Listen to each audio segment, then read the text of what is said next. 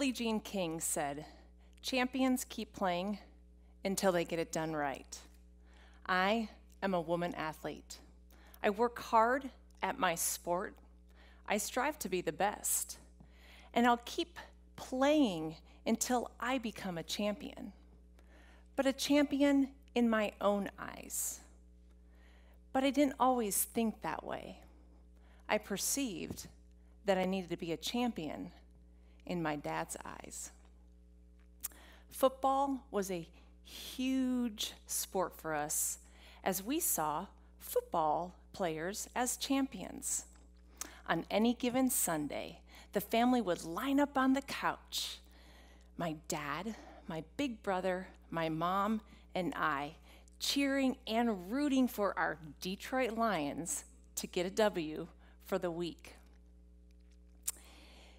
My dad, who was a huge Lions fan, was a car leasing manager in the suburbs of Detroit at a dealership. And he loved to show off. Not only would he bring home fancy cars, such as a DeLorean, he would also brag about the Lions football players that he met at the dealership and then bring them home. In the late 70s, early 80s, I saw football connect my brother and my dad.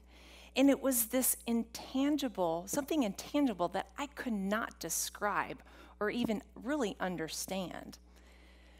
As I got older, I realized that I, too, wanted a connection with my dad.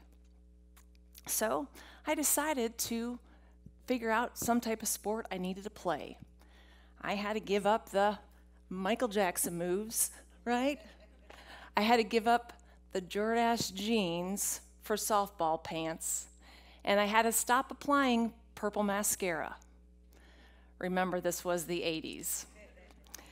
So I started playing sports: volleyball, basketball, cheerleaded, gymnastics, flag football, inner tube, water polo. But when I talked to my dad about my sports, we didn't have that connection or that bond. Something was missing. I realized that I needed to find a sport where my dad recognized me for me. Football was over, so I had to turn on the ABC Wide World of Sports. Some of you may remember that tagline: the thrill of victory and the agony of defeat. It was the 1989 Ironman Triathlon World Championship in Kona, Hawaii. It was a 2.4-mile swim, 112-mile bike, and a 26.2 marathon run. I saw the first male cross the finish line, Mark Allen, at 8 hours and 6 minutes. I saw the first female, Paula Newby-Fraser, cross that same finish line in 9 hours. I was intrigued by this sport because Mark, Paula, and all the other 1,800 athletes doing that race had equal playing field. Same distance, dealing with the same elements, and dealing with the same physical and mental challenges as an athlete. That day, I considered all of those as champions. I knew that this was my sport to receive champion status from my dad. So I told myself, by the time I'm 30, I'm going to do an Ironman. So I dedicated 10 to 15 hours a week, plus a full-time job. So I swam a lot. I biked a lot. And just like Forrest, I ran a lot. I am proud to say, on September 14th, 2002, 6 weeks before my 31st birthday, I did an Ironman in Ironman, Wisconsin. And I have to say, crossing the finish line has got to be the best feeling in the world. Why? Because this was my defining moment of being an athlete. Whether I was male or female, whether I was crossing the finish line in 8 hours or 16 hours and 59 minutes, or any time in between, I was considered a champion. Something else happened to me that day. I realized I didn't need or crave my dad's approval anymore. Why?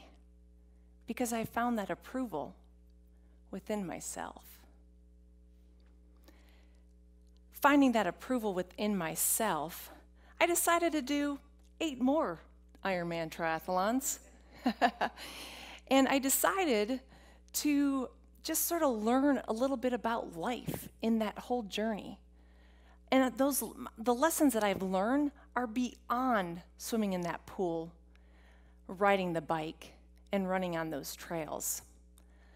Today, I want to talk to you about the 3 lessons that I have learned as an Ironman triathlete. And I want to share with you, and hopefully that will help you on your life journey. I'm not saying you're going to go out and do 140.6 this afternoon, but what I will suggest is that your life journey might be starting your new business, graduating college, maybe racing your own race, or maybe even seeking your own approval. Lesson number 1, control what you can control. As an athlete, I can only focus on what I am doing in my race. I can't worry about the people ahead of me. I can't worry about the people behind me. In your life, you could do that same thing. Focus on your task at hand.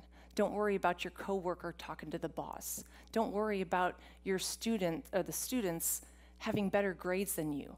Concentrate, work harder on that. Lesson number 2, learn to turn off the mind switch. As an athlete, I hear a lot of positive chatter. You are doing awesome. You are going to rock this race. You're going to place first overall. Then I hear that negative chatter. What are you doing? You are slow as molasses? Girl, you're going to be last.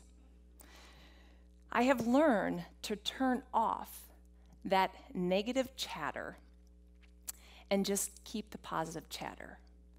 In your everyday life, you need to do that exact same thing. Don't listen to that negativity that you talk to yourself about. Stay with that positive. Yes, you are a good parent. Yes, you are a good coworker. Keep that positive up. And then the last one is goals are adjustable. I have always wanted to go to Ironman Kona. I haven't gotten there yet, but I will. I keep moving my goals and trying to figure out how I can get better with each Ironman I do.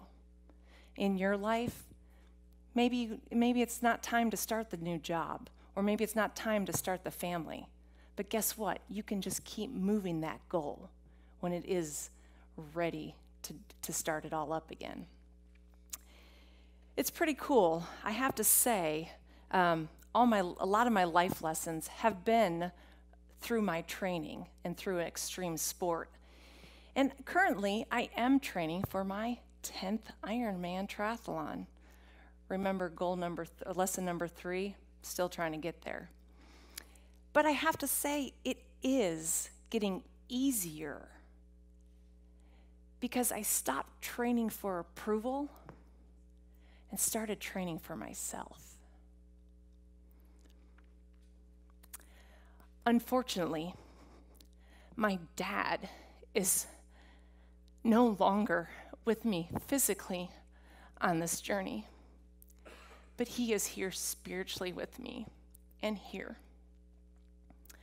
I know he's sitting up there with his football champions, grabbing his jeans, saying, "Boys, looks like I've had a champion all along." It sure is nice that we both agree on something. Thank you.